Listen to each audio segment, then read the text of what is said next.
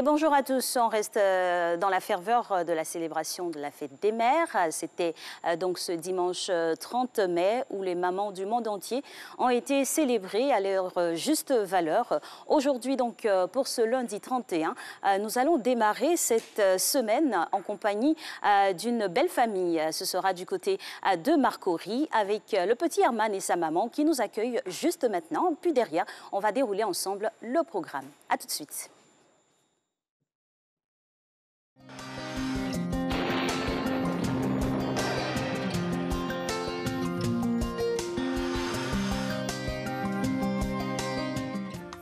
Madame, Monsieur, bonjour. Le littoral et le sud forestier connaîtront un début de matinée nuageux avec localement quelques pluies faibles. Dans la banque centrale et au nord du pays, le temps sera nuageux et progressivement ensoleillé.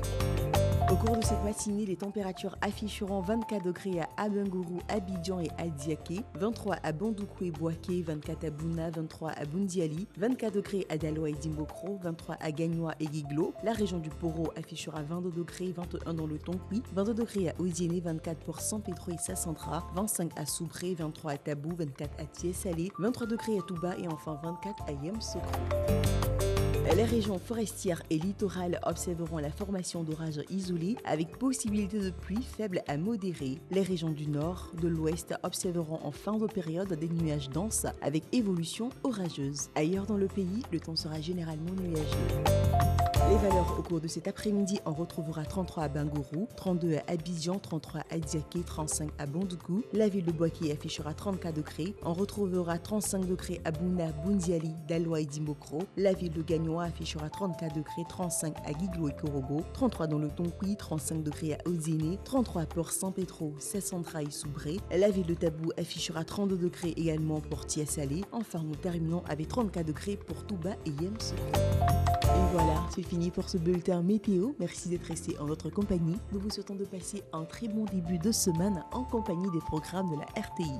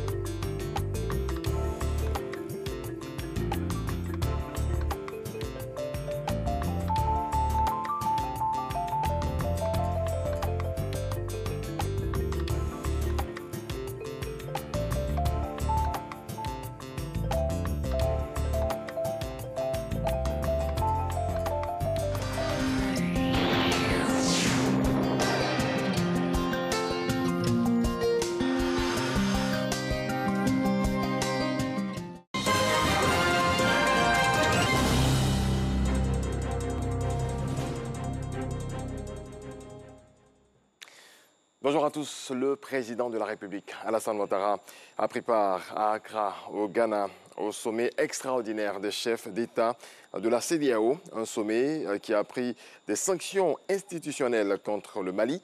Le pays ne pourra plus, jusqu'à nouvel ordre, assister aux sessions des chefs d'État, au Conseil des ministres ou encore aux sessions du Parlement de l'institution sous-régionale. Deuxième chose, le Mali est suspendu de toutes les instances de la communauté, c'est-à-dire que le Mali est maintenant isolé dans la CEDEAO. La conférence des chefs d'État a demandé le respect strict du calendrier de la transition. Un Premier ministre civil va être nommé avec un gouvernement inclusif pour poursuivre le programme de transition. Elles ont reçu des cadeaux à l'occasion de la fête des mères. Ce sont des veuves, des démunis qui ont eu le sourire grâce à la ministre Miss Bellemonde Dogo à l'occasion de la caravane de la solidarité. Parmi les bénéficiaires, une mère de 4 enfants vivant dans une église, une autre qui a perdu tous les membres de sa famille à Boaké dans un incendie. La délégation de la ministre, accompagnée de l'ONG Bloom, a donc permis à une centaine de femmes de vivre des moments de joie en ce jour de célébration des mères. Testimony of Jesus, grand vainqueur du Chandelier d'Or. Le groupe musical chrétien a obtenu le disque d'or 2021. Plusieurs prix ont été décernés lors de cette 23e édition. 4 serviteurs de Dieu ont reçu des distinctions pour leur action dans le sacerdoce. Godefroy Okamawa.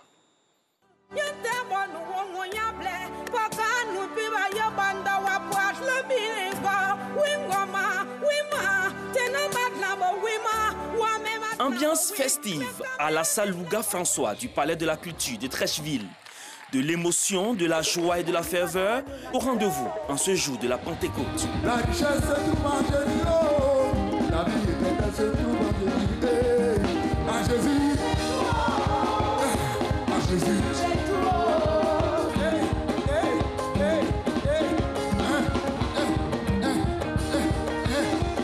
Jour choisi par le groupe Emmanuel Presse pour mettre un point d'honneur sur la 23e édition du Chandelier d'Or.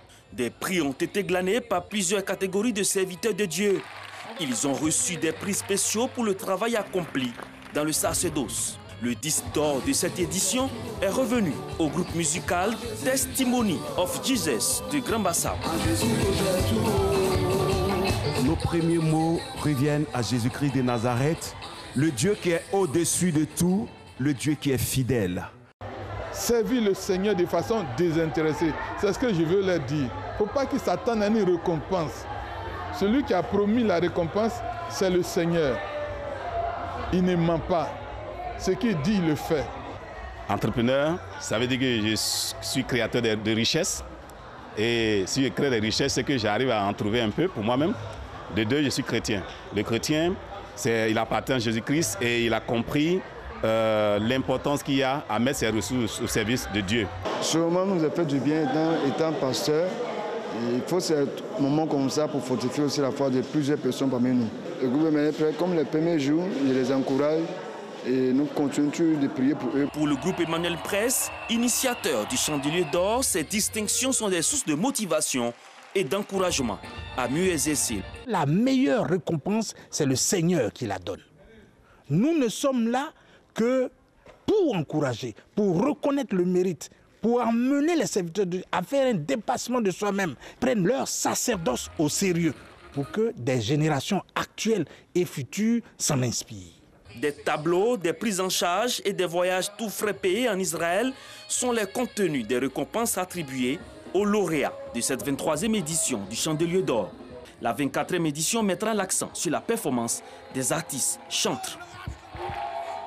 Voilà, l'actualité sera de retour à 7 h. Merci à toutes et à tous de nous avoir suivis. C'est sûr que vous aurez un deuxième tour dans cette émission et puis ce sera avec grand plaisir qu'on vous recevra. Le temps pour nous de maintenant partir enfin pour cet élément avec bien sûr Matin Bonheur vous réveille en ce lundi 31 mai 2021 du côté de Marcory.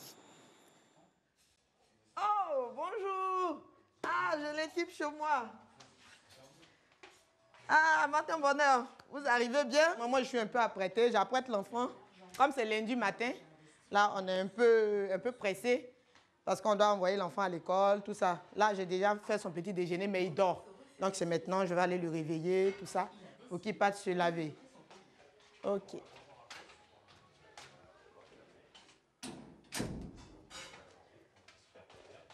Donc, vous allez me suivre. Je vais le réveiller.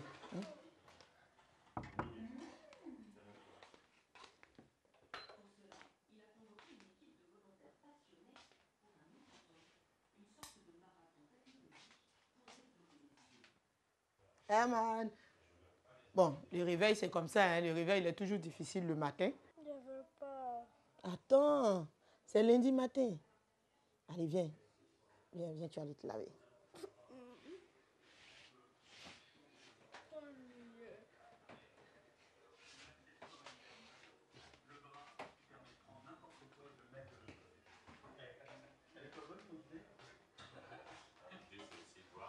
Hé, au lavage. Non.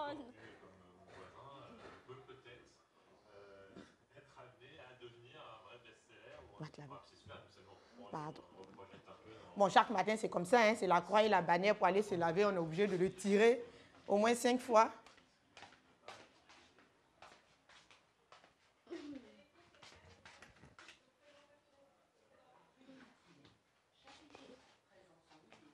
va? Il doit faire vite, on n'a que 15 minutes. Tes chaussures. Mets tes sandales. Tu dors, tu dors. Vite, vite, vite, vite, vite, vite, monsieur.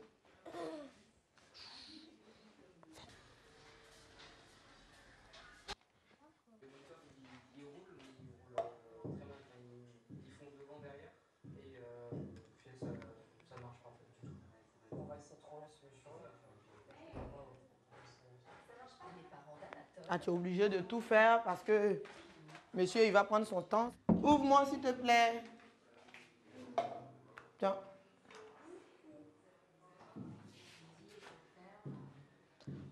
Oh, on tourne, on tourne, on tourne.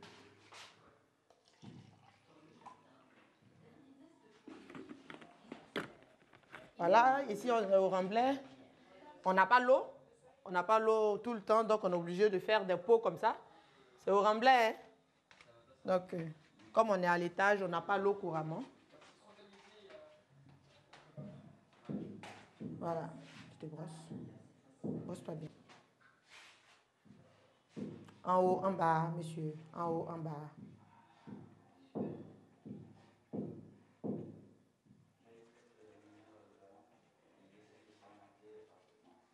Ça va, Eman?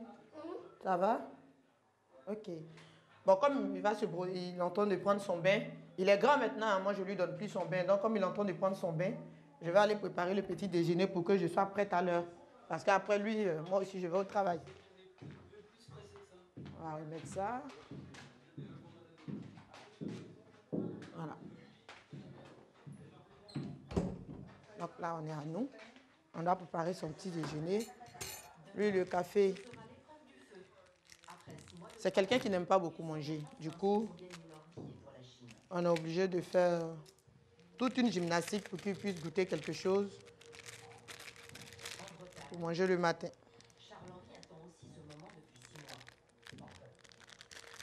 Je coupe. Voilà.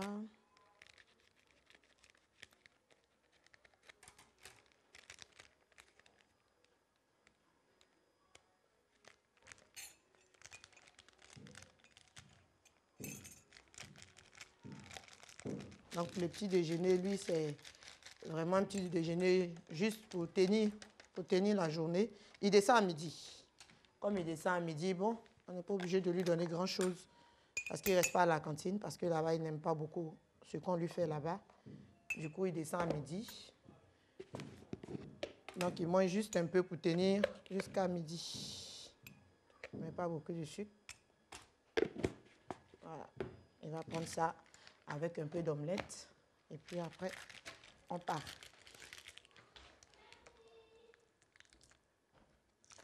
Aman, c'est bon? Tu as fini? Ok. C'est bon, tu as fini de te laver? Voilà, comme j'ai dit, c'est juste un peu. Oui, mon cœur. C'est bon, tu as fini? Ok. Tiens, tiens ça. Allez, allez, allez, allez, allez, allez, allez. On est pressé, on est pressé. Mets ton kaki. Je viens, dépose ça là. Je viens, je t'habille.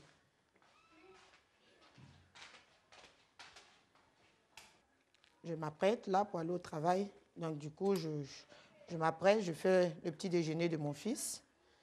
C'est comme ça tout le temps, hein, tout le temps, le matin, du matin au lundi, du lundi au samedi, parce que le samedi aussi, il va au cours de karaté. Donc, on est obligé de faire ça toute la semaine, à part le dimanche. Le dimanche, on va à l'église le matin. Le dimanche, il ne prend pas le petit déjeuner le matin, il refuse même. Et puis, bon, il descend à midi. À midi, quand il vient, je prépare tout avant de partir au travail. Du coup, quand il descend à midi, bon, elle a juste qu'à réchauffer un peu son plat, il mange et puis il repart. L'école n'est pas loin, donc il a tout le temps de revenir manger et repartir. C'est vrai qu'il a cette chance-là. Lui ne prend pas de car, donc on fait comme ça le matin et puis c'est bon. Voilà. Je pose là. Après, je suis obligée de le forcer à manger. Mais bon, au moins, on s'en sort. Donc voilà. C'est bon. Là, je suis prête. Moi-même, je m'apprête. Quand il sort, et puis, je le force un peu à prendre le petit déjeuner et puis on avance. Je vais voir s'ils sont prêts. S'ils sont prêts dedans, parce que là, il est déjà 7h moins. Allez, rapidement.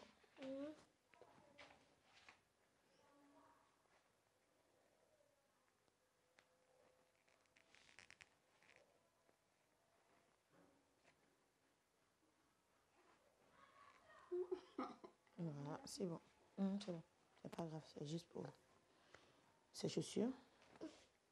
Dans l'autre là, c'est qu'il appelle bleu là. L'équerre bleu là. Viens, Jojo. Viens. Voilà, porte ça. Et voilà, de retour sur le plateau, après ce passage dans la famille du petit Herman Kofi en compagnie de sa maman. Les mamans toujours aux avant-postes pour s'occuper des matins, des soirs, des midis, en tout cas de tout ce qui comporte la vie de leur bout de chou ainsi que de leur famille en général. On restera donc dans cette même mouvance et élan pour vous inciter à prendre soin de votre santé et aujourd'hui à vous occuper encore en faisant quelques petits mouvements de fitness en compagnie de la coach Marie-Noël, toujours au poste pour le lundi.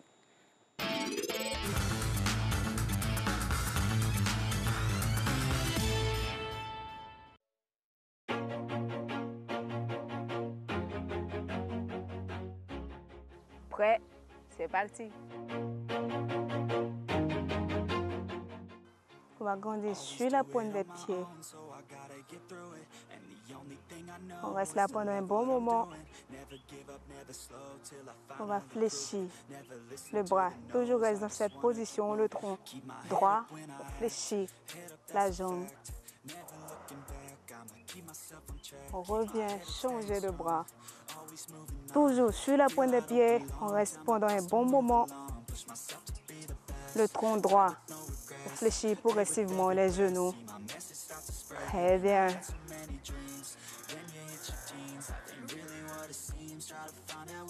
Cette position, on va entrelacer les doigts et là, chercher le sol. Toujours sur la pointe des pieds. On remonte lentement le dos, les doigts, poser les jambes et on se relève tout doucement. On décolle la jambe du sol. Exercice d'équilibre. On pose tout doucement. On va changer de bras et de jambes. Très bien. Pointer vers le sol.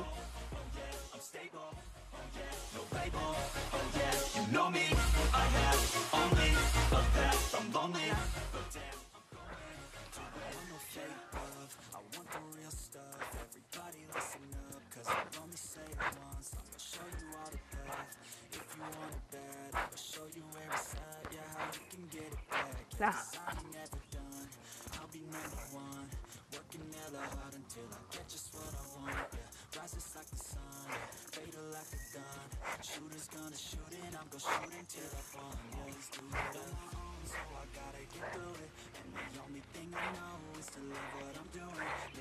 Continue.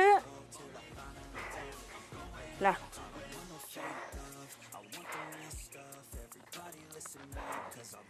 N'oubliez pas d'inspirer, de souffler.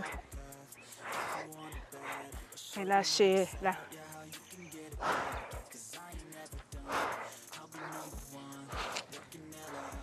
Et lâchez. Descends. 1, 2, 3, 4. 1, 2, 3, 4. 1, 2, 3, 4. 1, 2, 3, 4. 1, 2, 3, 4. Là. 1, 2, 3, 4. Gauche, arrière, devant, levé. Gauche, arrière, devant, levé. Gauche, arrière, devant, levé. On va aller là. 1, 2, 3, 4. 1, 2,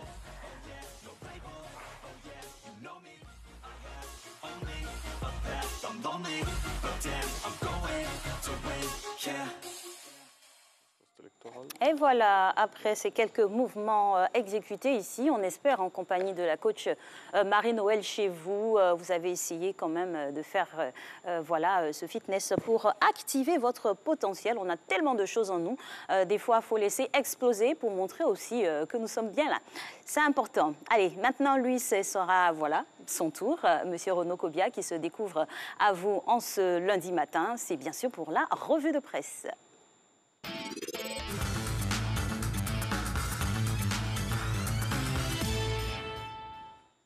Bonjour Renaud. Bonjour Alix, bonjour à tous les téléspectateurs. J'ai failli dire bonne fête des mères. Ouais.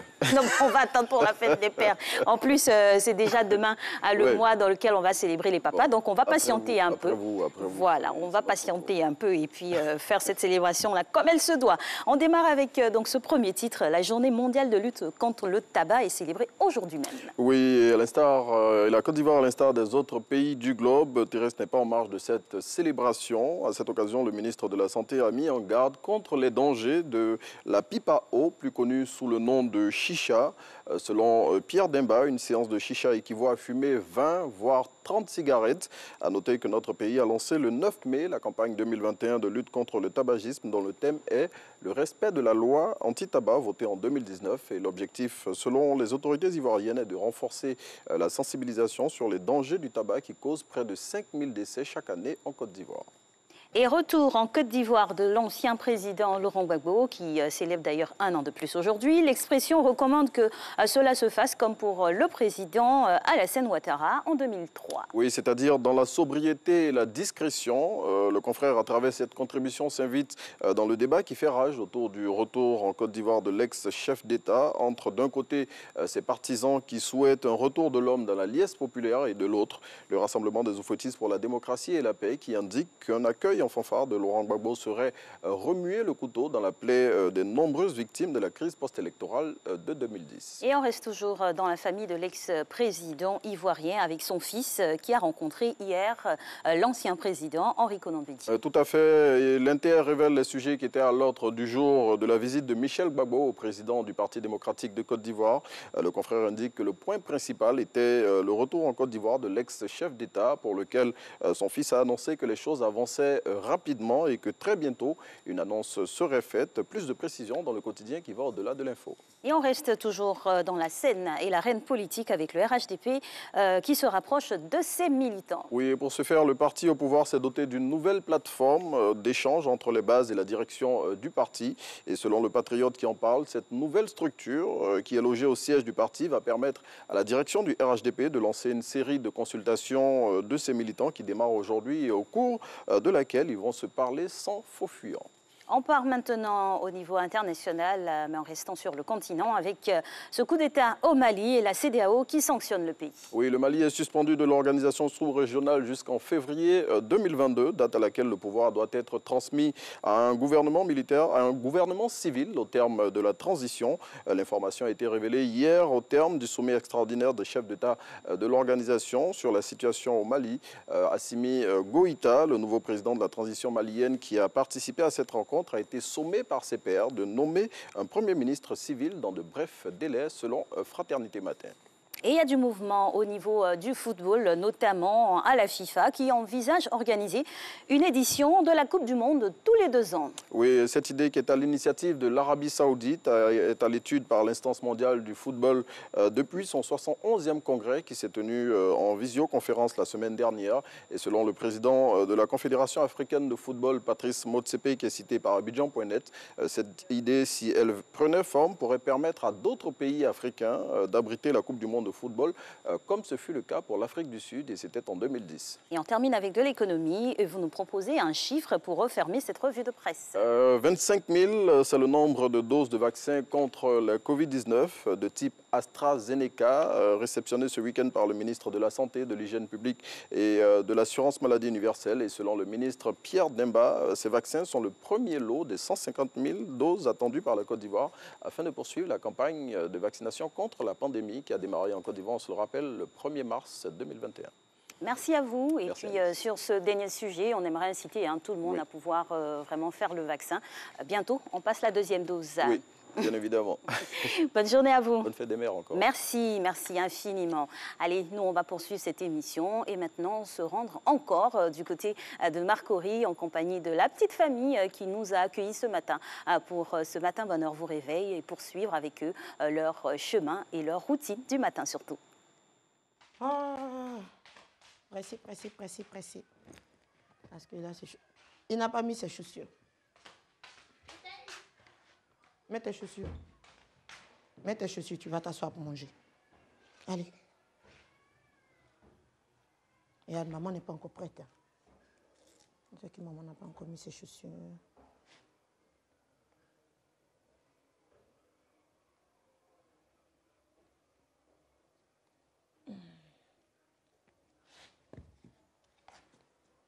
Ah, si je ne fais pas ça, on va pas y arriver.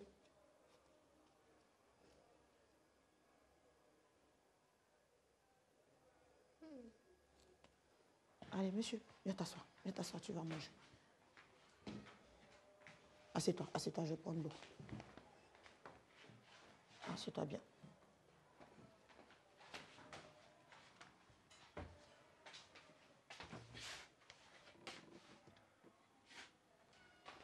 Une bouteille d'eau, une bouteille de jus. Du jus nature, il n'aime pas, mais bon, je le force un peu, bois un peu. Ça va? Merci. Allez, mange, on va partir.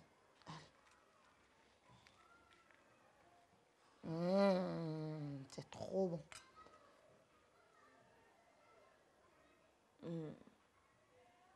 Ça va? Mange pas les œufs seulement, mange aussi le pain. Mange tout, hein. Tu dois tout manger pour qu'on parte. Et tu ne manges pas tout, tu seras faible comme ça, à l'école. Voilà, on est obligé de jouer les clowns pour qu'ils puissent manger un peu. Mais mange, s'il te plaît. Mange, regarde les œufs, mange tes œufs. Voilà, mange tout. Et puis tu bois. On va partir. Hein? Ça va?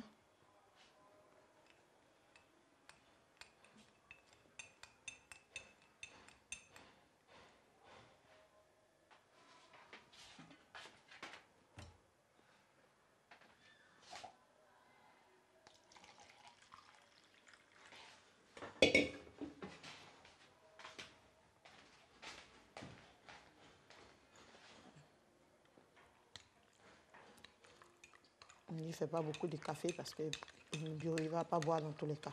Donc juste un peu. Comme ça, il arrive à finir et puis on part. Maman, tu peux boire? Tu peux terminer? Dépêche-toi, on doit partir. Il ne faut pas oublier qu'on doit partir. Bois, mange tout. Tu fais plaisir à maman, non? Bois un peu de café, Tu as mis plein de pain dans la bouche, monsieur.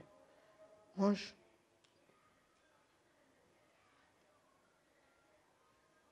Voilà. Bois un peu ton café. Tiens. Allez.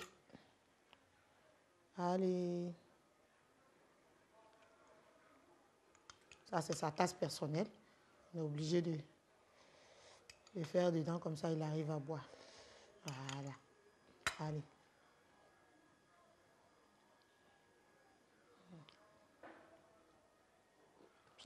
Te salis pas. Tu es obligé de te salir à chaque fois. Comment tu vas partir? Ça va? Essuie la main.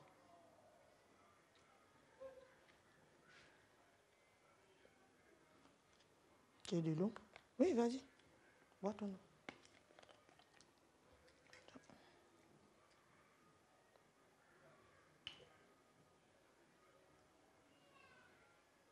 Ah, vous voyez toute la décoration. Le lundi passé, il a fait son anniversaire. Ça nous fait une semaine aujourd'hui qu'il a fait son anniversaire. Voilà, c'est pourquoi vous voyez les happy birthday, tout ça. On a juste 15 minutes pour partir. C'est bon. On peut partir. Oh! Oh! C'est pour moi ça? Oh là là! matin bonheur. Merci beaucoup. Herman, tu as vu, tu as une nouvelle tasse. Ça, c'est dedans, tu vas boire ton café maintenant, chaque matin. Là, on ne fait plus de je ne veux pas. Waouh. Vraiment, merci beaucoup pour le paquet. Mais bon, comme on est en retard, on va poser ça là. Je pense qu'à midi, quand on va rentrer, on va encore bien apprécier le cadeau. Vraiment, Vraiment, merci à vous. Herman, on dit merci à Matin Bonheur. Merci, Matin Bonheur. Vraiment, merci beaucoup. Allez, on va poser tout ça ici. Après, on va ranger tout ça. Oh là là là là là là. Une belle tasse. Merci. Allez, il est l'heure, on part.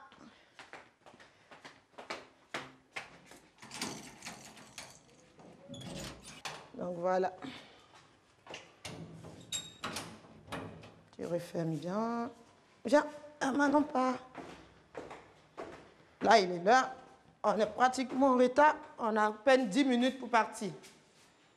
En tout cas, on espère que vous ne serez pas en retard à l'école et au travail. Ce fut un bonheur. J'espère que vous aussi, les téléspectateurs, vous avez apprécié de partager ce matin avec le petit Herman et sa maman. C'est sûr que désormais, il aura des petits déjeuners survitaminés avec la tasse ici en clone.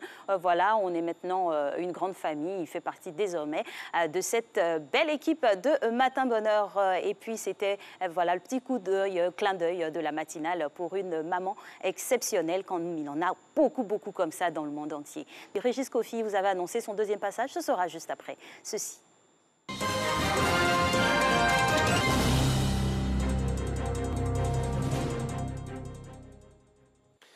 Retour de l'information, cette fois hors de nos frontières, et on démarre en Afrique du Sud. Le président Cyril Ramaphosa a annoncé hier soir un retour à des mesures plus strictes contre le Covid-19, alors que le pays est sous la menace imminente d'une troisième vague de la pandémie. 4 des 9 provinces du pays, dont celle de Gauteng, qui englobe Johannesburg, ainsi que la capitale Pretoria, sont déjà touchées par une troisième vague, a affirmé le chef de l'État dans une allocution télévisée. L'Afrique du Sud, il faut le rappeler, est officiellement le pays le plus touché du continent, avec 1,65 million de cas recensés pour 56 363 décès. Le vaccin pour freiner la propagation de la pandémie devant la communauté française d'Afrique du Sud. Le président de la République, Emmanuel Macron, détaille sa stratégie pour aider le développement de la vaccination contre le Covid-19 en Afrique et dit souhaiter atteindre 60% de vaccinés dans le continent d'ici mi-2022. On l'écoute. Tant que nous n'avons pas vacciné partout, nous sommes exposés à un risque. Parce que ça veut dire que l'épidémie peut continuer à se propager chez les plus pauvres, que des mutants peuvent arriver et ensuite revenir. Et donc c'est notre intérêt bien compris. Et donc moi je veux tenir cet objectif en Afrique d'atteindre les 40% de vaccinés d'ici la fin de l'année et de tenir avec l'Afrique le 60% mi-2022. En France, un ancien militaire lourdement armé est recherché depuis hier matin au Lardin Saint-Lazare, en Dordogne, après avoir tiré sur des gendarmes appelés pour un différend familial. Le GIGN de Toulouse est en intervention sur les lieux. Un contact a été établi avec le suspect, mais il a refusé de se rendre. En attendant, le village est appelé à rester confiné. 210 gendarmes sont engagés. 4 hélicoptères survolent la zone et travaillent par rotation de 2. 2 négociateurs sont également sur place. Réaction. C'est un individu qui s'est rendu au domicile de son ex-compagne. De là, s'en est découlé une altercation. Des voisins ont prévenu la gendarmerie. Quand la gendarmerie s'est présentée, l'individu a ouvert le feu sur les véhicules. Et ensuite, il s'est échappé dans une zone boisée à proximité donc, du village des faits. Il est donc actuellement recherché donc, par les forces de gendarmerie qui essaient de fixer cet individu. À cet effet, nous avons donc plus de 200 gendarmes qui sont engagés. C'est un jeune homme d'environ 25 ans qui était marié, donc séparé avec 3 enfants, qui a un passé de militaire. Voilà. Je n'ai rien entendu. Pourtant, hier soir, je me suis couchée très tard. J'ai le sommeil léger, je n'ai absolument rien entendu. Et ce matin, à 9h15, c'est une patiente, parce que je suis infirmière libérale sur la commune, qui m'a téléphoné pour me dire surtout ne prenez pas de risques. Il y a un forcené, ne venez pas. Prévenez vos collègues si ce n'est pas vous qui travaillez. Les supporters de Chelsea en liesse, vous allez le voir, à Londres, en devenant les nouveaux rois de l'Europe. Et leur victoire sur Manchester City en finale de la Ligue européenne des champions samedi au Portugal. Ils ont fait la fête toute la nuit. Chelsea l'a emporté face au favori Manchester City.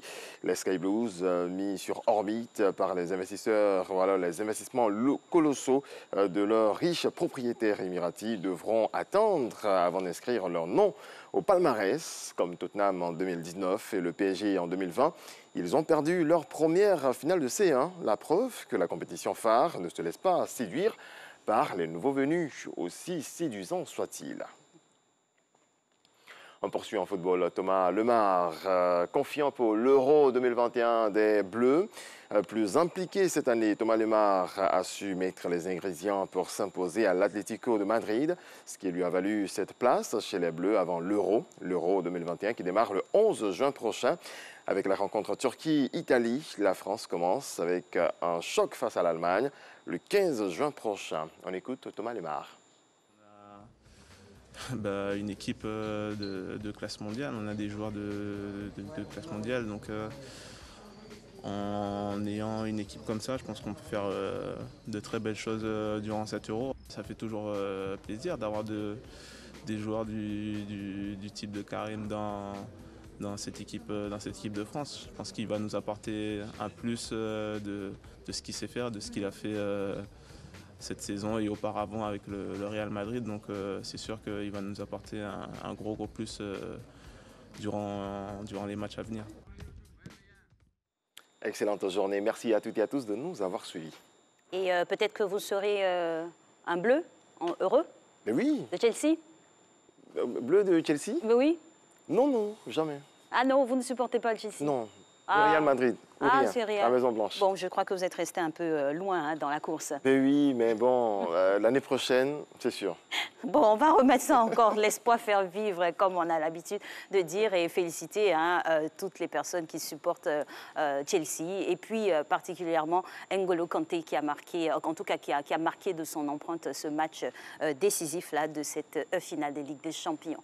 Allez, on part maintenant pour un autre élément, ce sera sur ce conducteur avec Gabrielle Zani, la célébrissime et sémillante Gabrielle Zani qui reçoit pour vous Madame Marie-Claire Moraldo. Elle est fondatrice d'une ONG, les Orchidées Rouges, c'est le nom de cette ONG, pour parler d'un phénomène, un fléau, hélas, qui perdure malgré tout ce qui se fait avec des décisions qui sont prises pour bouter, en tout cas, l'excision de notre réalité. C'est prohiber la pratique, il faut le dire. C'est même réprimé très sévèrement, mais hélas, il existe encore quelques petites poches de résistance. La question de Gabrielle Zani, sinon le sujet, à quand la fin de l'excision? Elle la posera à Madame Moraldo, qui est au fait de cette réalité. Instant vérité.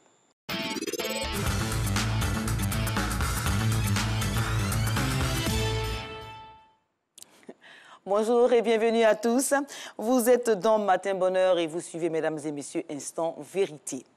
À quand la fin de l'excision? La question mérite d'être posée. Interdite par une loi votée en 1998, l'excision constitue encore aujourd'hui l'une des pratiques traditionnelles les plus répandues en Côte d'Ivoire. La pression sociale, le manque d'informations sur ses conséquences néfastes pour la santé, les croyances très ancrées dans les communautés entretiennent sa pratique dans nos régions. Mesdames et messieurs, de nombreuses femmes souffrent à cause de l'excision en silence, et ce silence nourri par le tabou autour du sujet tue à petit feu les victimes. Alors, que faire pour éradiquer totalement l'excision de nos régions? Pourquoi la pratique persiste malgré les campagnes de sensibilisation et les peines encourues? La société est-elle complice de cette violence subie par les femmes? Nous en parlons avec Marie-Claire Moraldo, Elle est fondatrice et directrice générale de l'association Les Orchidées Rouges, une association qui lutte contre l'excision pour l'éradication des mutilations sexuelles féminines, du mariage précoce, du mariage forcé aussi, et de toutes les formes de violence faites aux femmes et aux filles. Alors bonjour Marie-Claire Moraldo. Bonjour, je vous remercie pour l'invitation, je suis très ravie d'être là. Je me suis engagée dans le combat contre l'excision parce que ça a eu des conséquences graves sur ma vie de femme adulte. J'ai décidé de me reconstruire le 7 décembre 2016 et comme je le dis souvent, c'est ma deuxième date de naissance. Ça m'a procuré un tel bien-être que je me suis dit je ne peux pas rester sans rien faire. Je dois non seulement lutter pour que les petites filles n'aient plus à subir les mutilations sexuelles féminines, mais aussi pour proposer des solutions aux victimes, aux survivantes, pour que ce ne soit pas une fatalité pour elles. Alors, c'est intéressant. Vous avez dit que vous êtes excisée à l'âge de 9 ans. Vous êtes originaire de Ferkessédougou, une commune de la région du Chologo, située dans le nord de la Côte d'Ivoire, où la pratique de l'excision est encore très répandue. Alors, quel est l'état des lieux aujourd'hui dans cette partie du pays en ce qui concerne l'excision?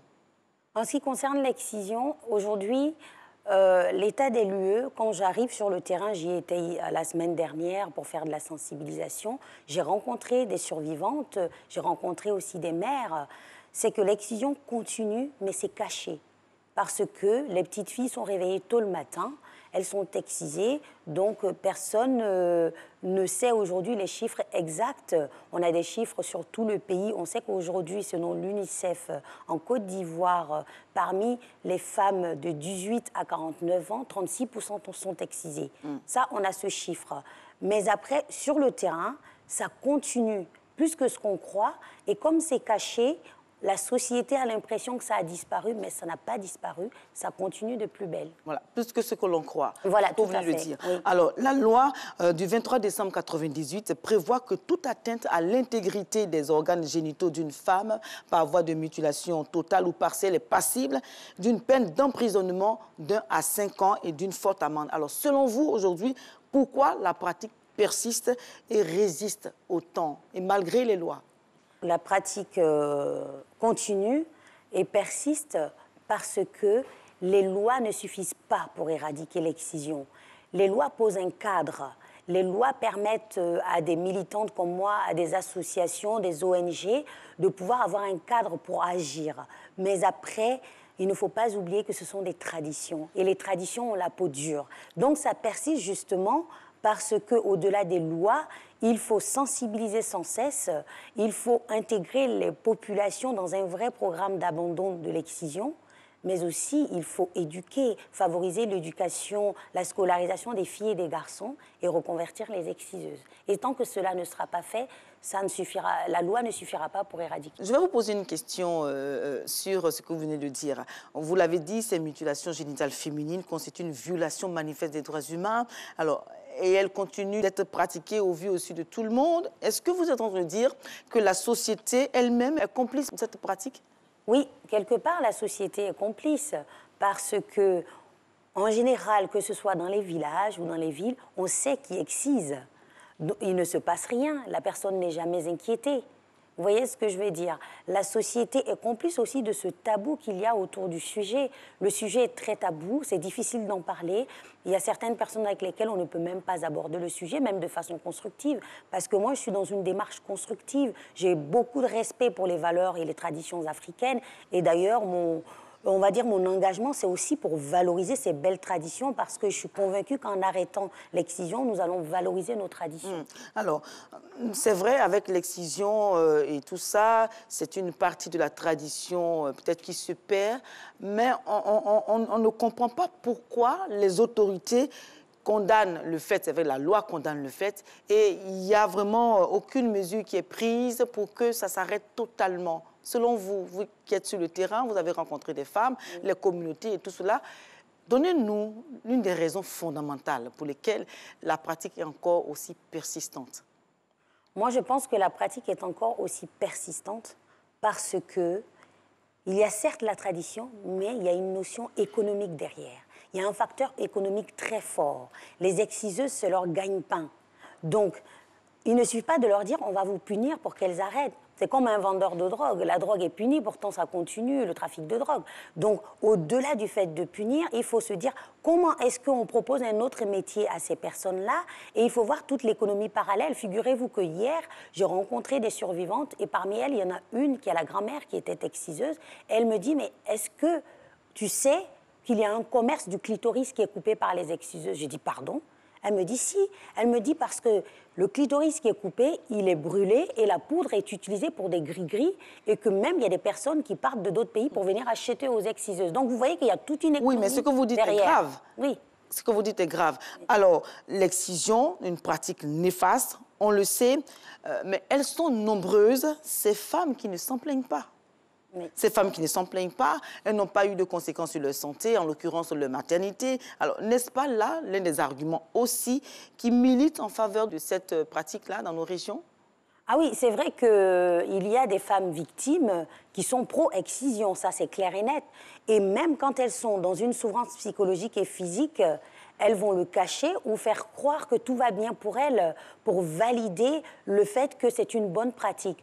Et ça, il faut le déconstruire et ça va passer par ce qu'on fait là actuellement, c'est-à-dire l'information et la sensibilisation, parce qu'il ne faut pas oublier que ces femmes-là, l'excision a été présentée à elles comme quelque chose de bénéfique pour elles, quelque chose qui fait d'elles de vraies femmes. Mais ce que je dis, oui, ce n'est pas pour moi ici l'occasion de pouvoir défendre ou encore de permettre que l'excision se répande un peu plus encore dans nos régions, non, pas ça. Mais le fait est que les femmes ne s'en plaignent pas et les femmes n'ont pas de conséquences sur leur santé. Si, elles en ont.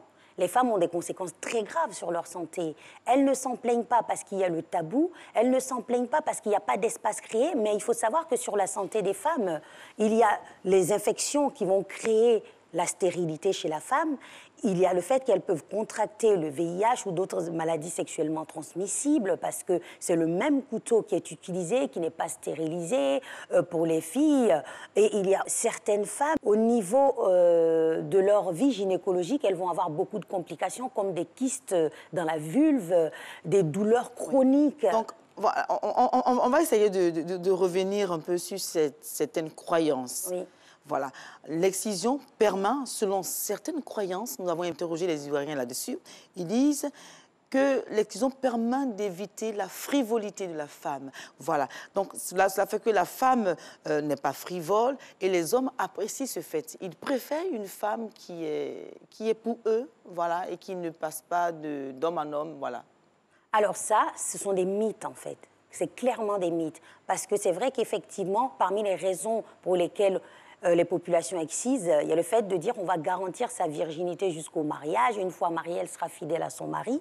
Mais ça reste une croyance parce qu'il faut savoir que l'exciseuse ne peut jamais couper l'intégralité du clitoris de la femme. Donc, il y a une grande partie qui reste à l'intérieur de son corps. Ça, c'est la première chose. Et il faut savoir aussi que la sexualité féminine est quelque chose de très complexe. Donc, ce que l'excision crée chez la femme, c'est un blocage psychologique, une souffrance psychologique et physique très grave qui l'entrave dans son épanouissement dans sa vie de tous les jours, qui l'entrave dans son épanouissement sexuel et qui va même jusqu'à impacter ses ambitions et ses choix de vie parce que c'est des personnes qui vont développer des dépressions, ce sont des personnes qui vont faire des cauchemars toutes les nuits. Voilà, ça c'est d'autres risques encourus par les femmes. Tout à fait. Alors, tout à fait. On va aborder une question qui est, ma foi, assez importante pour les téléspectateurs ivoiriens. Ils disent alors, comment parvenir à l'abandon de l'excision? Vous qui êtes dans le domaine, est-ce que vous avez une solution miracle à nous donner? Alors, une solution miracle, je ne sais pas, mais en tout cas, moi, je suis convaincue d'une chose.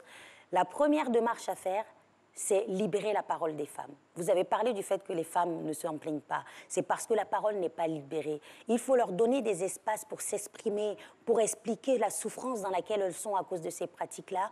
Comme ça, quand ça vient d'une personne qui l'a subi, je pense que ça parle plus. Ça, c'est la première chose. Parce que j'en profite pour dire qu'il faut savoir qu'il y a beaucoup de petites filles qui meurent à la suite des excisions. Oui. Hein. C'est-à-dire qu'elles ont des hémorragies qui entraînent la mort. La semaine dernière, à Korogo, j'ai fait de la sensibilisation. À Ferké aussi, il y a des jeunes filles qui ont témoigné, leurs sœurs sont mortes le jour de l'excision. Pour arriver à éradiquer l'excision, il faut aussi éduquer sans cesse. Il faut favoriser l'émancipation économique des femmes. Parce que vous savez qu'il y a cette pression sociale sur les femmes qui les amène à faire exciser leurs filles, leurs petites-filles, leurs nièces.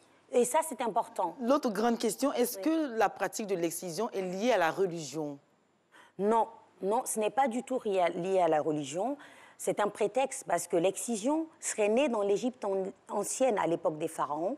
Donc les religions qu'on connaît aujourd'hui n'existaient pas. Aucun texte religieux ne dit qu'il faut exciser. Donc ce n'est absolument pas lié à la religion. C'est très important de le préciser. Oui, et si donc on doit libérer la parole, les femmes doivent être libérées, en parler, alors comment alerter si on est victime ou encore si on pressent une personne qui va être excisée? Voilà, comment ça se fait? Oui, donc si une personne est menacée d'excision, ou si autour de vous, il y a une menace d'excision sur une personne, ce qu'il est important de faire dans un premier temps, c'est se rapprocher des plateformes de dénonciation des violences faites aux femmes. C'est parce que ces plateformes, en les alertant, en général, elles sont reliées aux services de police. Oui. Ça, c'est la première chose à faire. Mais si ce n'est pas le cas, je prends l'exemple des régions très reculées, des villages ou encore des circonscriptions où vraiment on n'a pas accès à Internet pour peut-être joindre les organisations en question. Est-ce qu'on peut se rendre au commissariat? Il y a deux choses à faire. Oui. Pour les jeunes, moi, je conseille qu'ils ne soient pas tout seuls. Pour les jeunes, par exemple, c'est aller à l'école, voir l'éducatrice, par exemple, de l'école, pour que la personne soit une personne adulte qui accompagne l'enfant au commissariat. Ça, c'est une première chose. Après, on peut voir aussi au niveau de l'école s'il y a une assistante sociale qui peut faire la médiation, toujours soit avec la famille, pour éviter que cela puisse arriver. Mais que l'enfant qui est mineur ne soit pas tout seul dans cette démarche, en tout cas la petite fille mineure ne soit pas toute seule dans cette démarche d'aller se protéger elle-même, mais se rapprocher d'un adulte à l'école ou se rapprocher d'un adulte, il y a des ONG qui sont sur place dans les villages, aller voir un adulte là-bas pour que l'adulte fasse le nécessaire pour protéger l'enfant de l'excision. Marie-Claire Moraldo, on va revenir sur votre témoignage. Oui. Vous-même, vous avez été victime de l'excision. Après, vous avez subi une certaine réparation. Alors, comment peut-on réparer l'excision physique? Et vous avez aussi parlé des conséquences mentales. Comment peut-on réparer l'excision physique et mentale, disons-le comme ça? Alors, pour réparer l'excision physique et mentale, moi, le protocole que j'ai mis en place dans mon institut à Bordeaux permet aux femmes de se reconstruire psychologiquement, se réapproprier leur corps et leur sexualité et développer leur pouvoir d'agir. Je vais m'expliquer. Je travaille avec 25 professionnels. Il y a des gynécologues, des chirurgiens, des sages-femmes, des psychologues, des travailleurs sociaux et plein d'autres professionnels. Pour réparer l'excision, je pense que la première chose, c'est recueillir la parole de la victime. Recueillir la parole, lui montrer qu'on la comprend, qu'on a compris ce qu'elle a vécu. C'est co-construire avec elle un parcours qui lui permette de développer son pouvoir d'agir, c'est-à-dire de s'insérer socialement et professionnellement. Oui, ça c'est bien dit. Oui. Mais en même temps, comment les femmes ont recours aujourd'hui à la chirurgie réparatrice? Une fois qu'elles ont été libérées, écoutées et tout cela, comment elles font? Parfois, c'est de l'argent. On sait très bien que c'est dans les régions que ça se pratique. Oui. Dans les villes aujourd'hui, dans les communes, la pratique, même si elle se fait, mais c'est vraiment, je vais dire, à moindre échelle. Oui. Dans les villages, c'est beaucoup plus fréquent.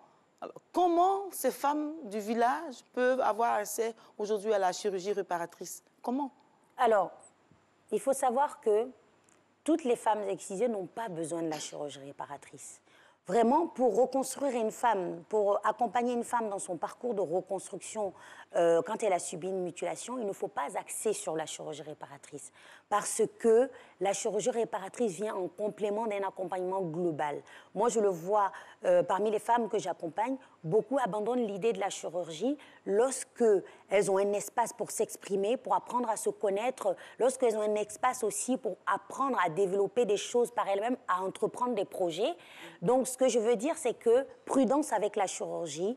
La chirurgie vient en complément d'un accompagnement global et selon le type d'excision que la femme a subi, elle n'a pas besoin de la chirurgie. Vous savez pourquoi? Oui. Parce qu'il y a une grande partie de son clitoris qui est à l'intérieur de son corps, ce qui fait que quand elle arrive à se libérer de la souffrance psychologique, à connaître son corps et à découvrir que finalement, on ne lui a pas tout pris et qu'elle peut vivre normalement, elle arrive à avoir une vie sexuelle et une vie de femme épanouissante sans la chirurgie. Je comprends que votre association fait des campagnes de sensibilisation. Alors, je veux vous reposer la question pour que tout le monde comprenne très bien. Alors, en quoi les orchidées rouges apportent de nouvelles solutions à cette question-là?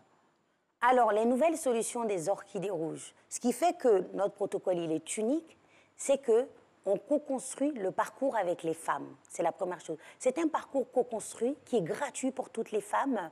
Et ce n'est pas tout, c'est qu'il est axé sur l'autonomisation de la femme à la fin. C'est-à-dire qu'au-delà de réparer des blessures, c'est la libération de la femme qu'on recherche, c'est éviter qu'elle retombe dans le carcan des violences. C'est pour cela qu'on va mettre en place des moyens avec des conseillers à l'emploi, c'est-à-dire qu'en plus de l'accompagnement psychologique, sexologique ou de la chirurgie, voilà, on va mettre en place un accompagnement avec des conseillers à l'emploi.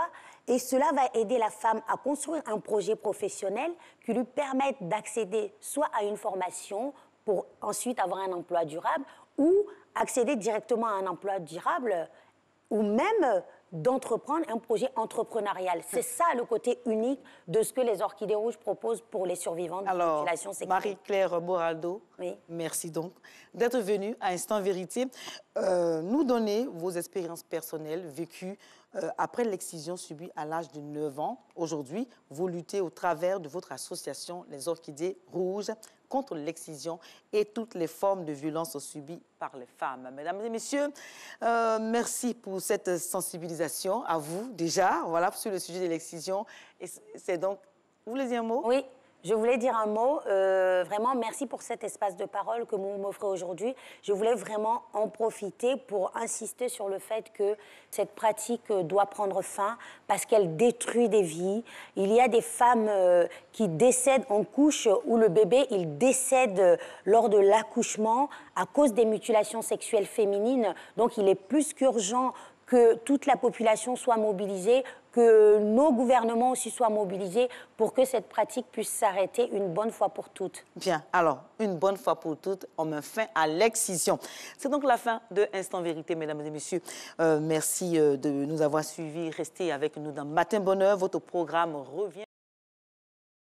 Et c'était un bel échange avec Madame Moraldo. C'est des actions qui sont très honorables et à dupliquer partout. Il faut savoir que la pratique de l'excision est punie ici en Côte d'Ivoire d'une peine de prison allant de 5 ans et puis une amende de 360 000 à 2 millions. Malheureusement, les chiffres sont très alarmants. C'est 200 millions de femmes qui sont touchées par l'excision dans le monde. Il faut quand même prendre le taureau par les cornes et puis accentuer la lutte contre cette pratique néfaste de mutilation. Justement, la mutilation, on peut la trouver aussi dans un autre giron, à savoir le secteur routier. Quand on n'est pas en sécurité, il faut donc mettre les moyens nécessaires pour pouvoir être en sécurité aussi sur son lieu de travail. C'est le sujet qui va nous occuper avec M. Paul Arnaud Écou, la sécurité routière au travail, juste après le jingle.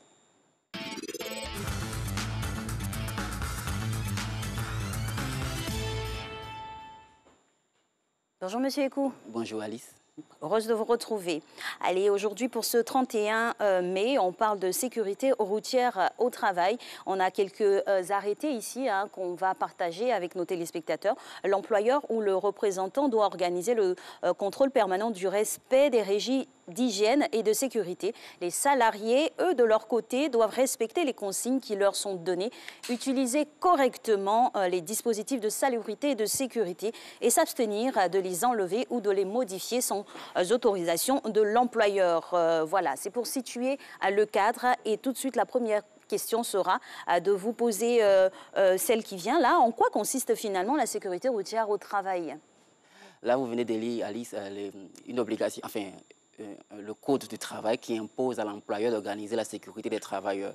Et donc, la sécurité routière va être la prise en compte des risques professionnels liés à l'usage des véhicules automobiles et à la circulation routière.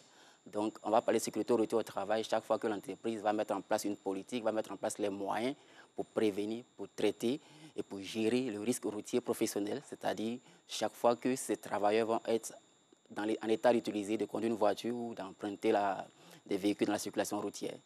Est-il important pour les entreprises de mettre en place ce type de politique de sécurité au travail? Comment ils se mesurent finalement, pratiquement? C'est-à-dire qu'au-delà même de l'importance, il faut rappeler, comme on vient de le lire, que c'est une obligation. Donc l'employeur n'a pas le choix. Et chaque fois qu'elle va se trouver dans la situation prévue par la loi, elle doit mettre en place des moyens de politique de sécurité. Et donc la sécurité routière, il faut prendre compte dans la sécurité globale de l'entreprise, il faut prendre en compte la sécurité routière. Et cela est important parce que l'entreprise qui met en place une bonne politique de sécurité routière va aussi en tirer les profits. Parce que la sécurité routière, ce n'est pas juste lutter contre les mauvais conducteurs, ce n'est pas prévenir les accidents, c'est aussi organiser la productivité du salarié, en ce qui va concerner les déplacements qui vont être bien organisés. Il va y avoir des incidences économiques derrière, la gestion des assurances, le coût des assurances, la réparation des véhicules. Et tout ceci va faire qu'une bonne politique de sécurité routière en entreprise va être profitable à l'entreprise elle-même. Donc il est très important de prévenir le risque routier, mais surtout de l'organiser pour pouvoir en tirer profit sur le plan économique. On pourrait venir, et on va le faire dans quelques instants, sur les facteurs de risque de ne pas le faire. Mais comment il se mesure une bonne sécurité routière dans une entreprise lambda? Je vais dire, il y a deux méthodes. Soit on met en place tout un système de communication qui permet à chacun de s'approprier les règles de sécurité routière, c'est d'être conscient. Soit on a suffisamment de moyens et on intègre un système de management de la sécurité routière. Il y a une norme, il y a la norme ISO 39003 qui permet de mettre en place un système de le suivre au quotidien et de l'évaluer en fin d'exercice. C'est-à-dire à la fin de l'année, quand on fait le bilan des activités, on va faire le bilan de ce qu'on a gagné en vie humaine qui n'a pas été détruite, en temps de travail qui n'a pas été perdu, en dépenses évitées en matière de prise en charge des victimes d'accidents. Et donc tout ça peut s'évaluer. Il y a tout un protocole pour l'évaluer, de façon, j'allais dire scientifique, de façon mécanique, mais de façon assez rigoureuse. Et à la fin, on pourra faire des audits même de sécurité routière pour tenir compte de l'efficacité du système qui a été mis en place pour ça. Cela passe bien évidemment par le recours à des experts en matière de sécurité routière, en matière de droit routier. Ça passe aussi par le recours à des outils qu'il faut mettre en place dès le début, des fiches, des chartes de conducteurs responsables pour s'assurer que chacun respecte. Donc on peut vraiment évaluer, quantifier même et apprécier de façon palpable, de façon financière, le gain d'une sécurité routière au travail. Et toutes ces actions sont dans le but de pouvoir éviter des difficultés, des problèmes, des accidents. Comment donc fait-on pour évaluer les facteurs de risque routier au travail? Et quels sont-ils déjà, les facteurs de risque? Les facteurs de risque routier vont être les mêmes facteurs d'accidents qu'on connaît, déjà la fatigue, l'alcool au volant, tout ça. Mais dans l'entreprise, on va l'organiser à deux niveaux. Il va y avoir le risque routier même de la mission, c'est-à-dire quand on envoie un travailleur en mission, l'organisation de la mission va comporter des risques qu'il faut prendre en compte. On lui met à disposition un véhicule, on lui met à disposition un trajet. Mais le risque routier le plus important qu'on oublie souvent, c'est le risque des trajets. Quand il quitte son domicile pour aller au travail, qu'il revient du travail à son domicile. Et ce risque-là, il est très important, dans la mesure où il va constituer même le premier risque routier en entreprise. On l'oublie souvent, mais l'accident de travail constitue le risque le plus courant qu'on oublie souvent, comme je l'ai dit, et ça va être le premier risque. Certaines études ont démontré même que c'est le premier risque le plus mortel en entreprise. Donc, ce risque doit être pris en compte. Donc, quand on met en place un système pour organiser la mission, l'employeur prend les dispositions pour que le véhicule soit en bon état, pour que le conducteur soit en état de conduire, pour qu'il y ait une communication permanente entre l'entreprise et le conducteur. Et quand il n'est pas en train d'utiliser une voiture qui va quitter la maison, il faut le conscientiser pour qu'il évite de prendre certains risques qui vont forcément affecter l'exercice de ses activités. Et vous avez parlé, mentionné une entité très importante dans tout ce flot de sécurisation, là, notamment les assurances. Je veux prendre un cas pratique. Vous avez aussi évoqué le circuit de l'employé de son domicile au lieu de travail ou pour une destination de mission. Dès la sortie de l'employé de sa maison, il est couvert immédiatement par son entreprise s'il est dans un véhicule doté par l'entreprise, c'est ça? Oui, il n'est pas couvert par une assurance propre parce qu'il y a des assurances individuelles accidents, mais dans la mesure où il est déclaré à l'organisation, à l'organisme de sécurité sociale, les accidents qu'il va subir dans le cadre de son trajet vont être pris en charge. Et quand il n'est pas assuré, mais quand il n'est pas couvert, quand il n'a pas été déclaré par la faute de l'employeur, il va incomber à l'employeur de réparer le préjudice qu'il va subir. Donc la législation considère le trajet qu'il effectue comme une activité liée à son activité professionnelle. Donc les accidents de trajet sont considérés comme des accidents de travail et vont subir le même régime juridique, le même système d'indemnisation, le même système de prise en charge, et donc nécessairement la même obligation qui pèse sur l'employeur. Et cela nous conduit justement au cas d'accident de circulation impliquant un travailleur sur l'attitude de l'employeur précisément. Comme vous venez de le dire, peut-être qu'il y a un prolongement encore à faire. Comment se comporte l'employeur quand son employé est impliqué dans un accident de la circulation? Quand il y a un accident de la circulation, la première obligation qui incombe à l'employeur, c'est la prise en charge. Il doit mettre en place tous les moyens pour pouvoir offrir les soins adéquats à son travailleur, permettre à son travailleur vraiment de bénéficier de tout ce qui est prestations de sécurité sociale qui est lié à ça. Donc, il a une obligation de déclaration dans les délais très brefs, entre 48 heures et 5 jours en fonction. Il doit déclarer l'accident à la CNPS. Il doit mettre en place les moyens pour que le travailleur puisse vraiment bénéficier de ces prestations-là, s'il a déclaré les documents qu'il doit fournir. Donc, quand il y a un accident, l'employeur déclare, mais avant de déclarer, l'employeur prend en charge la victime, l'hospitalisation, les frais de médicaments. Et quand il a fini, il a une obligation aussi de le réintégrer dans l'emploi. Et donc, si à la suite d'un accident, il a été affecté, que ça nécessite qu'il y ait une réaffectation de son emploi, l'employeur en tout cas, il a l'obligation de réorganiser le cadre de travail du salarié pour qu'il puisse récupérer son emploi ou un emploi similaire pour continuer à gagner son pain. Vous, de votre position d'expert sur les questions routières, comment pourriez-vous évaluer les politiques de sécurisation routière au sein des entreprises avec le regard large? Malheureusement, on a tendance à banaliser la sécurité routière en entreprise lorsqu'on n'a véritablement pas de chantier lié à la circulation routière. Les entreprises qui ont des grands chantiers, des grands engins, parce que il faut le rappeler, quand je dis sécurité routière au travail, il ne s'agit pas juste du véhicule automobile routier qu'on connaît. Il y a aussi ce qui va être engins de chantier, qui sont considérés comme des véhicules. Et même le déplacement, entre ces engins-là, sur le parking. Donc, des fois, on oublie souvent. Certaines entreprises font l'effort d'indiquer les tracés, des marquages, mais on le fait de façon assez, je l'ai dit, assez banale. On s'est dit, OK, ça, il va de soi. Mais derrière, on n'est même pas conscient du fait qu'une bonne politique de sécurité routière est rentable d'abord pour l'entreprise et permet de rendre le travail plus efficace. L'organisation des déplacements, si le travail va perdre 2 ou 3 heures pour 8 heures de travail par jour dans le trafic, il y a quelque part un problème. Donc, on peut l'anticiper à la base. Si le travailleur va perdre des jours de travail parce qu'il est resté dans un accident de la circulation et qu'on doit le prendre en charge, ou bien si le travailleur, comme souvent on le dit, on n'arrive pas à temps parce qu'il y a de longs embouteillages, tout ça fait partie des éléments qui vont affaiblir l'entreprise à certains niveaux. Donc, bien évidemment, on n'est pas conscient, sauf lorsque on est dans une situation où on a des engins, ou bien des fois même des entreprises qui travaillent ici. Ça, c'est déplorable quand même. Je vois les femmes qui balayent les voies. Même les règles basiques de sécurisation de ces travailleuses-là ne sont pas mises en place. Mais vous ne croyez pas si bien dire, hein, parce que finalement, on se prend à partie des fois même par ces femmes-là qui estiment qu'elles sont sur leur lieu de travail. Pourtant, c'est un lieu de travail hautement dangereux. Très dangereux. Si ce n'est pas sécurisé, c'est très important. Et ça, il incombe à l'employeur. C'est-à-dire que ça, c'est un cas flagrant. Des fois, on dépose un simple plot à côté de la dame, alors que elle doit travailler sur un long parcours. Tout ce qui est signalisation des travaux sur la route sont prévus par le code de la route. Malheureusement, comme je l'ai dit, comme on n'a pas conscience du risque routier, très souvent, on oublie de mettre en place tout ce qui est processus d'accompagnement de ces pauvres dames. Et justement, quelles sont les actions à mener avec des suggestions pour pouvoir renforcer cette politique de sécurisation? Et cela s'applique à toutes les entreprises en général? Oui, en principe, toutes les entreprises doivent mettre en place je veux dire que des politiques de sécurité routière, dans la mesure où c'est le corollaire même de la politique de sécurité en entreprise. Le risque routier professionnel est quand même le premier risque routier. Le risque professionnel routier, il est important. Donc, on doit pouvoir, chaque entreprise est concernée. Maintenant, au niveau de l'entreprise, en fonction de son rapport avec les véhicules ou de son besoin, on va plus ou moins accentuer certains éléments de la sécurité routière. Donc, je veux dire que la sécurité routière concerne toutes les entreprises. Pour pouvoir y arriver, il faut vraiment se mettre dans la logique de la sensibilisation et de l'évaluation. Chaque année, on organise des journées de sécurité routière, des séminaires de sécurité routière, on organise des journées de souvenirs des victimes des accidents. Oui. ces éléments-là doivent avoir un écho, doivent être répercutés en entreprise. C'est à l'employeur de mettre en place des politiques de sensibilisation en interne. Et lorsqu'on fait des réunions au comité d'entreprise aussi, d'intégrer dans l'ordre du jour ces questions de la sécurité routière pour pouvoir l'évaluer. Il faut beaucoup sensibiliser, il faut même féliciter. Et surtout, il faut l'organiser, comme je le disais en amont. Lorsqu'on est sûr qu'on va faire un long déplacement, il ne faut même pas hésiter à donner des dépliants, à rappeler les règles de base à l'entreprise.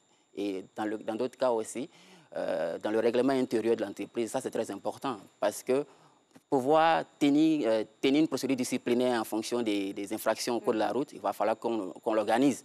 Donc le règlement intérieur, et même au-delà du règlement intérieur, arriver à mettre en place même des chartes à l'interne des conducteurs responsables pour pouvoir évaluer le comportement et faire le suivi. Merci infiniment, Monsieur Ekou, pour toutes ces précieuses informations à l'endroit des entreprises et des employés pour pouvoir rester en sécurité sur son lieu de travail et partout ailleurs. On se reverra avec grand plaisir la semaine prochaine dans la case Inforoute. Derrière, on parlera économie, investissement avec Monsieur Gabi Nogues.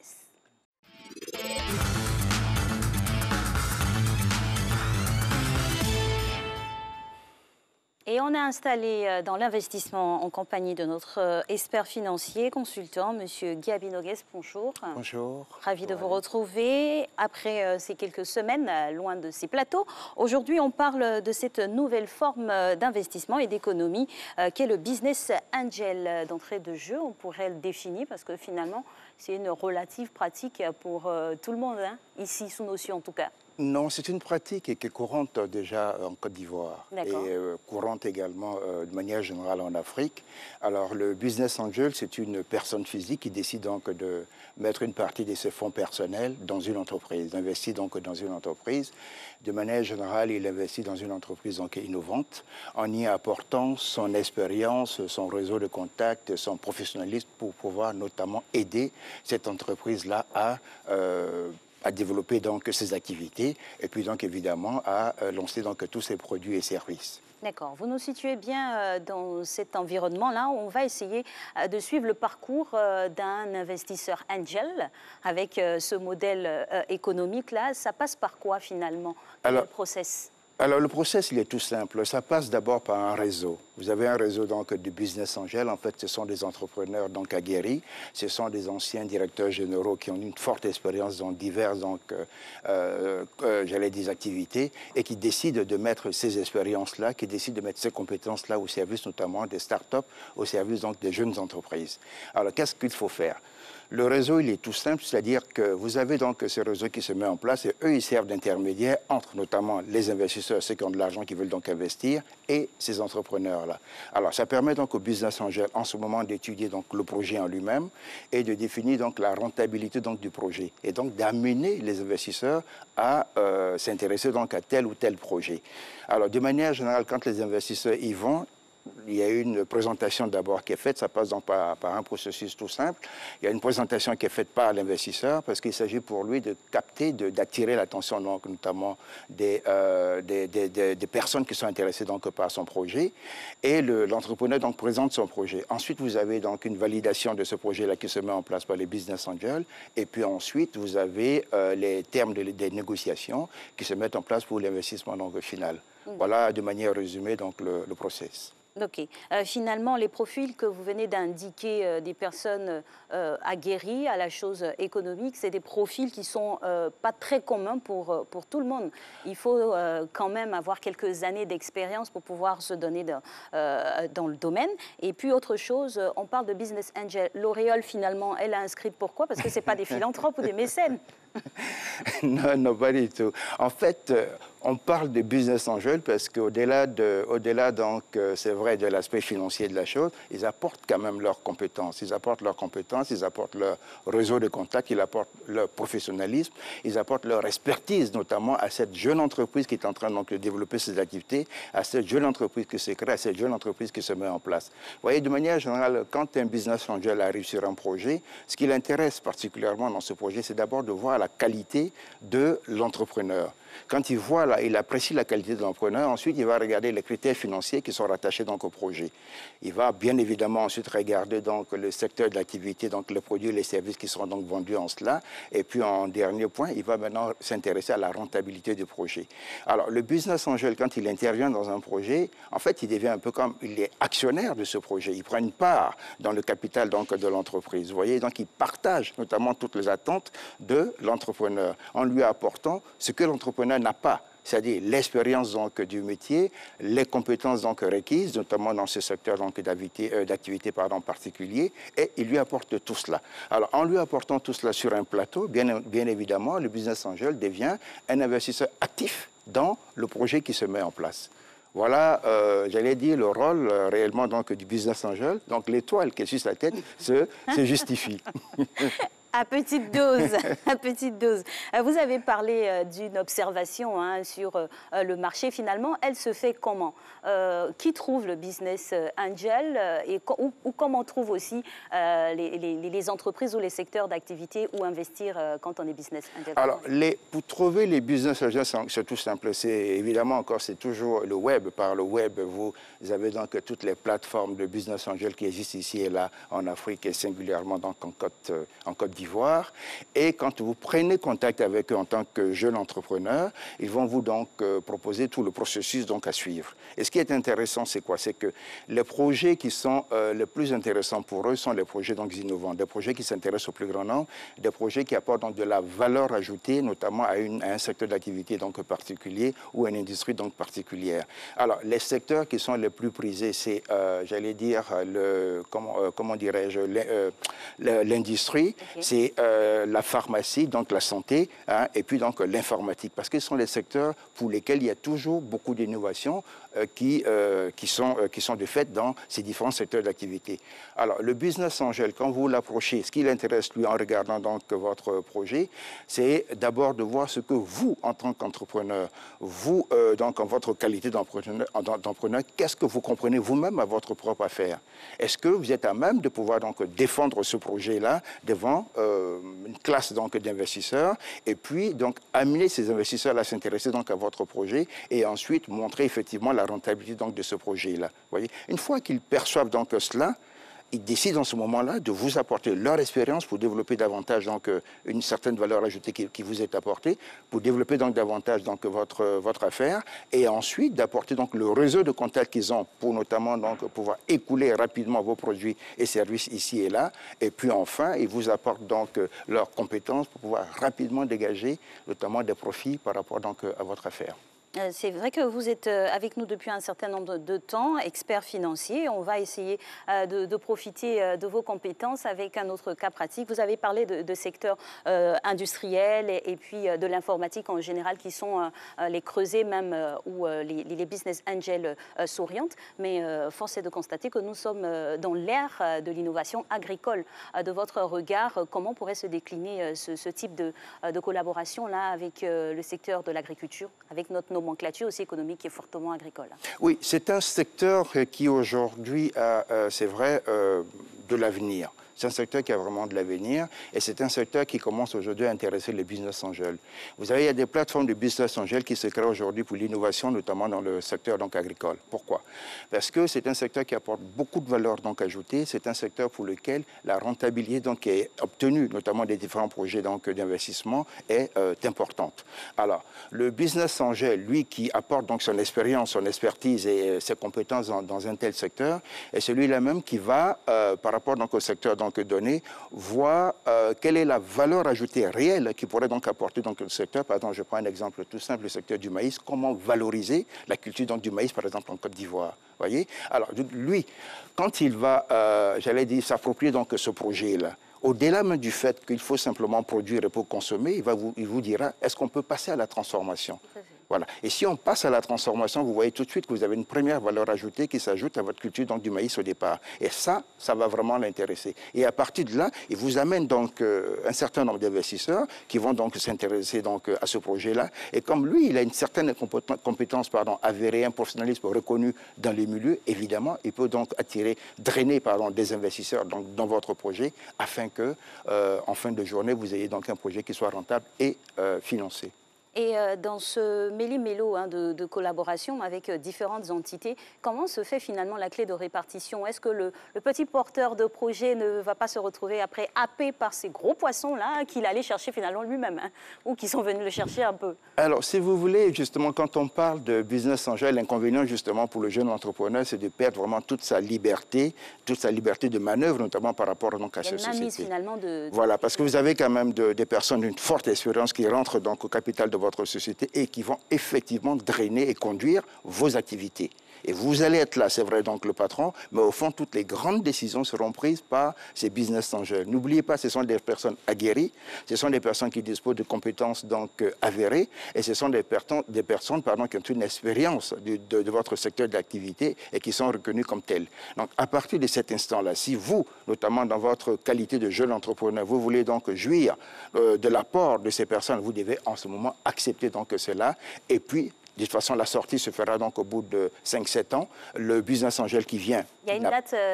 Effectivement, dans les termes de l'investissement, on peut prévoir donc une date de sortie. Et quand la date de sortie donc arrive, vous, en tant que jeune entrepreneur, vous rachetez. N'oubliez pas que d'ici là, vous aurez donc grandi. Vous aussi, vous allez donc vous aguerrir. Vous pourrez donc racheter en ce moment les parts donc, de ce business angel-là. Et si vous ne pouvez pas le faire, ça pourrait se faire soit par le biais de la bourse, soit par le biais d'une vente fusion, de telle sorte que le business angel puisse sortir et donc gagner de l'argent. Et vous également, vous aurez d'ici là donc grandi, vous aurez une activité qui serait donc devenue vraiment prospère. Mais nonobstant cette analyse que vous venez de faire, il n'y aurait pas quelques garde-fous à mettre en place pour le porteur de projet, par exemple, pour pouvoir vraiment se sécuriser sur le long terme? Parce que bon, finalement, on est dans un marché vorace où le profit et l'argent, finalement, sont maîtres. Oui, mais ce qu'il faut d'abord savoir, c'est que le business angel n'a pas l'intention de vous voler votre projet. Il vient pour investir. C'est sûr? Sûr. Il vient pour investir. Et de manière générale, il n'investira pas dans un seul projet. Il va investir dans plusieurs projets. N'oubliez pas que c'est quelqu'un qui arrive avec une forte expérience, comme je l'ai dit tout à l'heure, et qui a un professionnalisme qui est reconnu donc, dans le marché. Son intention à lui, c'est de gagner de l'argent. Ce n'est pas pour vous arracher votre projet et le gérer au quotidien. Le gestionnaire du projet au quotidien, ça reste le jeune entrepreneur.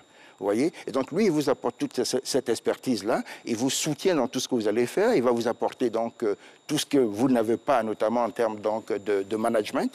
Et à partir de cet instant-là, l'intérêt donc pour lui et pour vous, c'est de gagner donc de l'argent. Et dès lors que vous commencez à gagner de l'argent, n'oubliez pas qu'avant cela, il y a eu les termes de l'investissement qui ont été donc arrêtés et prédéfinis. Donc, au bout de 5-7 ans ou 3 à 5 ans, ça dépend de ce que vous allez convenir avec lui, il sortira et vous proposera donc de racheter ses parts et vous serez en mesure là, en ce moment-là, pardon, en mesure de racheter ses parts et il va sortir donc de votre projet pour évidemment aller se mettre sur un autre projet. Mais ça reste de toutes les façons un business gagnant-gagnant pour... Ça reste un business gagnant-gagnant, effectivement. Quid maintenant de ces fondations et autres associations? Parce qu'on le voit de plus en plus sous nos tropiques et même au niveau international. On peut dire même que le process a été importé avec ces concours lancés pour pouvoir aider des entrepreneurs, des jeunes entrepreneurs. Quel est le point d'ancrage avec ce type de business?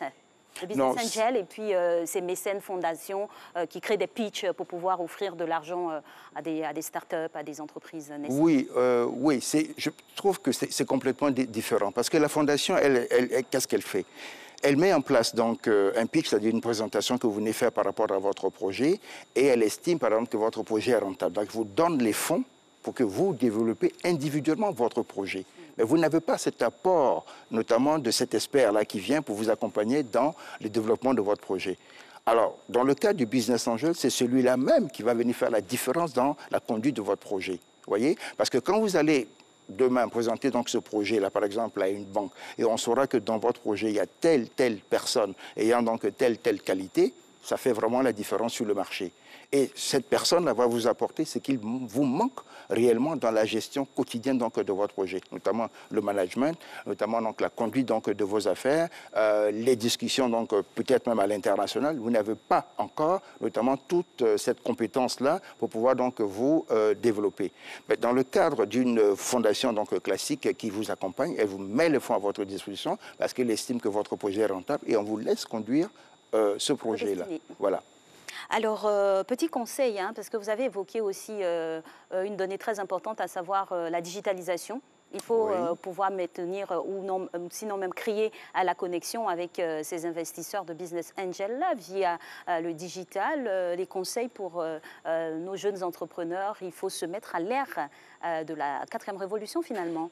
Ah oui, aujourd'hui, j'allais dire, vous ne pouvez pas faire de business en dehors de la digitalisation. Si vous êtes un jeune entrepreneur que vous voulez vraiment lever les fonds via donc les circuits des business angels ou via même, on l'a vu ici, le crowdfunding, il va falloir absolument que vous vous intéressiez donc à la digitalisation. Il va falloir que vous soyez fortement présent donc sur tous les réseaux sociaux. Il va falloir que vous soyez donc présent sur les différentes plateformes qui vont donc s'offrir à vous. Pourquoi? Pour présenter notamment donc vos projets, les projets que vous avez donc entre les mains et puis rechercher donc les financements nécessaires pour le développement de vos projets.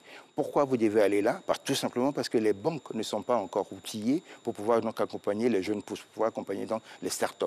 L'accompagnement des banques au niveau donc des jeunes pousses, au niveau des startups se fait donc d'une manière donc difficile. Les banques ont besoin donc des sociétés déjà assises, de sociétés ayant déjà une certaine réputation dans leur secteur donc d'activité. Et vous, comme vous êtes une jeune startup, vous êtes une jeune pousse et que vous n'avez pas encore cette expérience-là, bien évidemment, le chemin qui s'offre à vous, c'est donc la digitalisation, être présent sur les plateformes pour pouvoir donc lever les fonds nécessaires au développement de votre projet. C'est sûr qu'au stade de notre propos, la grande communauté de visionnaires et de porteurs de projets nous en voudrait si on ne donne pas des lieux ou sites précis où trouver ces business angels avec qui collaborer éventuellement. Non, je ne citerai pas de nom, mais... Pourquoi? Non, je ne voudrais pas faire de pub. Je ne citerai pas de nom, mais si vous allez sur, comment dirais-je, les réseaux sociaux, notamment si vous allez sur le web et que vous tapez Business Angel Côte d'Ivoire, vous allez voir toutes les différentes plateformes. Il y a un hub de business angel en Côte d'Ivoire et vous allez donc vous adresser donc à ces business angels. Il y en a même qui sont créés depuis près d'une dizaine d'années et qui aujourd'hui apportent une forte expérience, notamment aux jeunes pousses ivoiriennes. Merci infiniment, monsieur Guy Avinogues, et à vos claviers, top, partez pour pouvoir créer cette connexion-là et vous développer. On se verra demain avec grand plaisir. D'ici là, passez une agréable journée en compagnie des programmes de RTI. Au revoir.